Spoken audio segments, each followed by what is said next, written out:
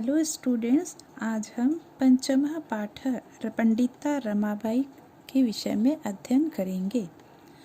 यहाँ देखिए, स्त्री शिक्षा क्षेत्रे अग्रगण्या पंडिता रमाबाई 1858 तमी ख्रीष्टाब्दे जन्म अलभत। स्त्री शिक्षा के क्षेत्र में अग्रणी पंडिता रमाबाई 1858 ईस्वी में जन्म हुआ।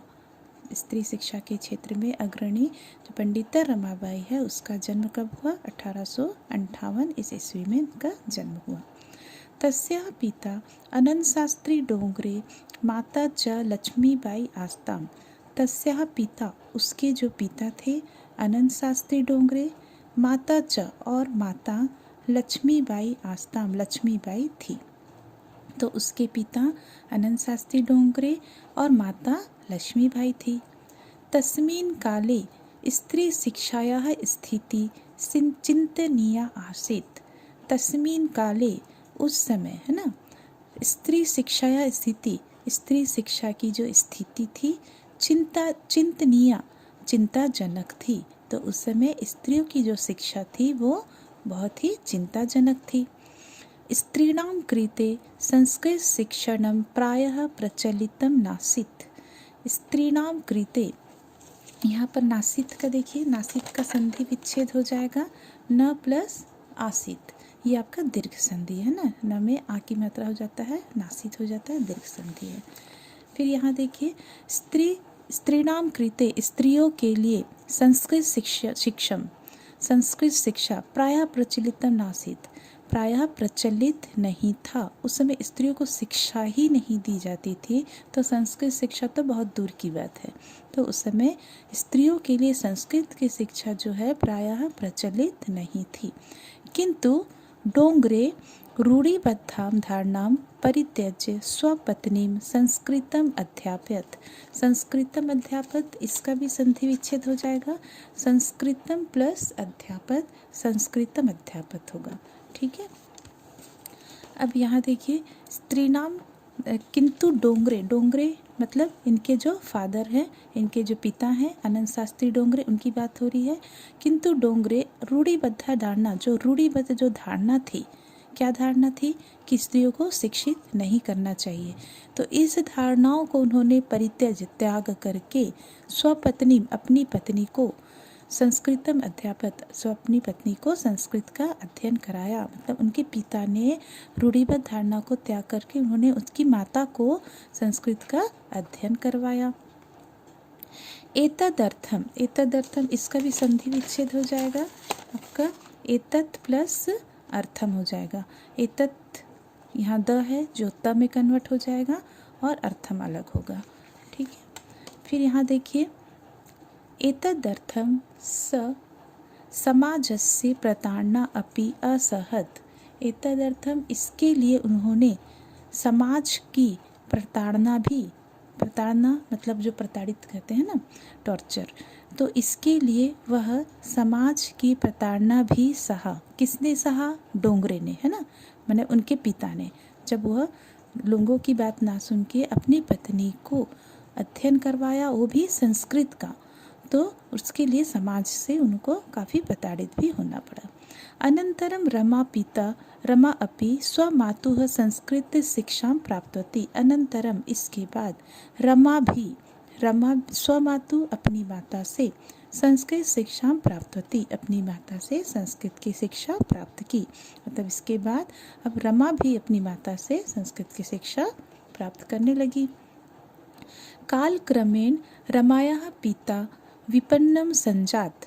कालक्रमेण, समय के साथ, रमा के जो पिता थे विपन्नम संजात, विपन्न माने निर्धन, निर्धन हो गए। तो समय के साथ रमा के पिता निर्धन हो गए। तस्याः पितरो ज्येष्ठा भगिनी च दुर्भिक्ष पीड़िता दिवंगतः। तस्याः पितरो, उसके जो पितरो, पितृ ये आपका क्या हो गया? समास हो गया, पिता माता च पिता च, है ना, तो यहाँ पर जो है माता पिता को कहना है। तो उसके माता पिता और ज्येष्ठ भगिनी, जो उसकी बड़ी बहन, दुर्भिक्ष पीड़िता, अकाल से पीड़ित होकर, दिवंगतः, दिवंगत हो गए, मृत्यु को प्राप्त हो गए। मतलब उसकी जो माता पिता और उसकी बड़ी बहन अकाल से पीड़ित होकर मृत्यु को प्राप्त हो गए। तदंतरम इसके बाद रमा स्वज्येष्ठ भ्राता सह पदाभ्याम समग्रम भारतम अभ्रमत। तदंतरम इसके बाद रमा अपने स्वज्येष्ठ भ्राता अपने बड़े भाई के साथ पदाभ्याम पैदल ही समग्रम भारतम अभ्रमत पूरे भारत में घूमी। तो इसके बाद रमा अपने बड़े भाई के साथ पद यात्रा के द्वारा ही पूरे भारत में घूमी। भ्रमण क्रमे सा कोलकाता प्राप्ता। भ्रमण के समय वह कोलकाता प्राप्ता, वह कोलकाता पहुंची, है ना। भ्रमण के दौरान जब वह घूम रही थी उस समय वह कहाँ पहुंची? कोलकाता पहुंची। संस्कृत वैदुष्येन सा तत्र पंडिता सरस्वती चेती उपाधिभ्याम विभूषिता। संस्कृत वैदुष्यन, संस्कृत की विदुषी, यानी संस्कृत की जो पंडित थी, है ना, संस्कृत की विदुषी वह तत्र वहाँ पर पंडिता सरस्वती इस उपाधि से विभूषित हुई, सम्मानित हुई। कहाँ पर? कोलकाता में जब वह पहुंची तो उसे पंडिता और सरस्वती की इस उपाधि से सम्मानित किया गया। तत्रैव सा ब्रह्म समाजेन प्रभाविता वेदाध्ययनम अकरोत्।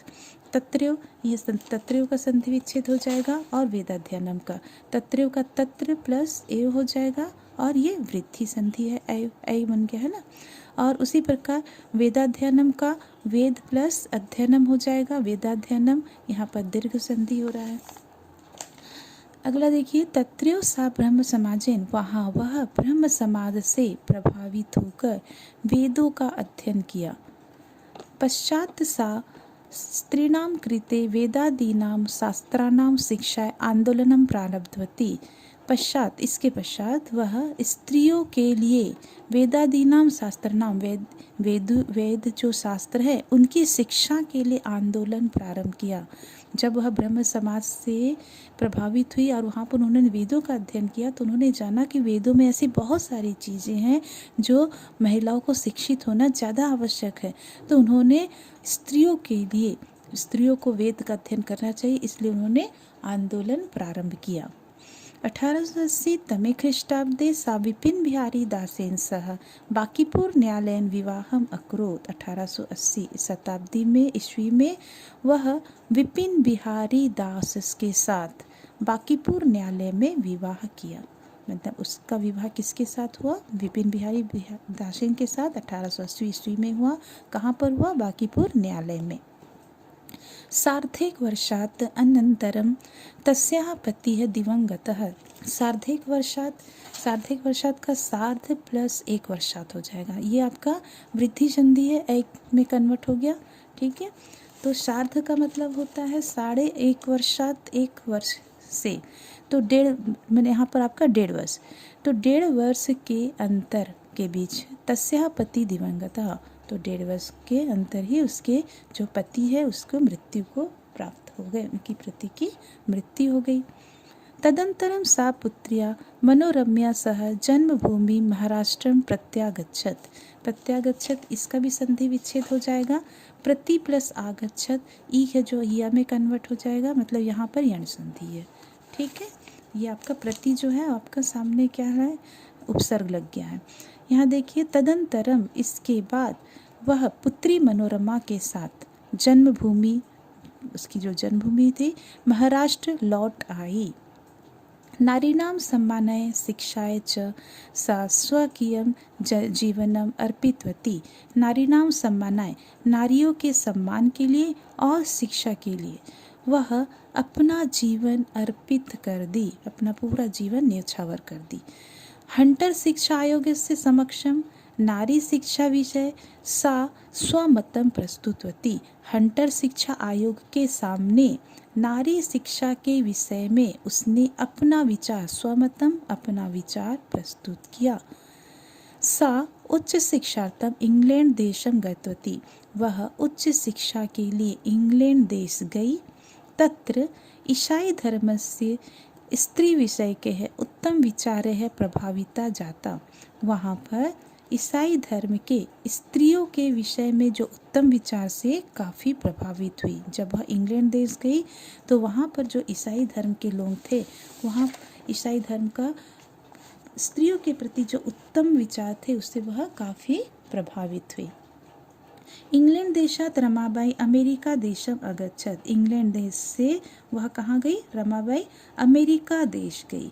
तत्र सा भारतस्य विधवा स्त्रीणां सहायतार्थम अर्थसंचयम् अकरोत्। वहाँ पर वह भारत की विधवा स्त्रियों की सहायता के लिए अर्थ का मतलब होता है धन एकत्र किया। तो जब वह इंग्लैंड देश से अमेरिका देश गई तो वहाँ पर उन्होंने भारत की जो विधवा स्त्रियों की सहायता के लिए उन्होंने वहाँ पर धन एकत्र किया। भारतम प्रत्यागत्य मुंबई नगरे सा शारदा सदनम अस्थापित। प्रत्यागत्य इसका भी संधि विच्छेद हो जाएगा, प्रति प्लस आगत्य हो जाएगा। ये भी आपका यण संधि ई या में कन्वर्ट हो गया है। प्रति आपका उपसर्ग है यहाँ पर। तो भारत लौटकर मुंबई नगर में वह शारदा सदन की स्थापना की। अस्मिन् आश्रमे निस्सहाय स्त्रियः निवसन्ति स्म। इस आश्रम में जो निस्सहाय बेसहारा स्त्रियां निवास करती थी।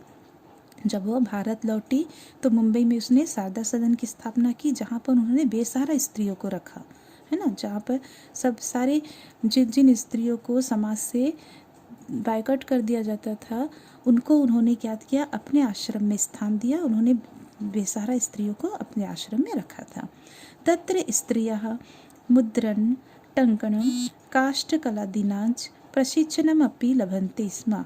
वहाँ पर स्त्रियों को मुद्रण का मतलब होता है छपाई, टंकणम माने टाइपिंग, और लकड़ियों की कलाकृति आदि का प्रशिक्षण दिया जाता था।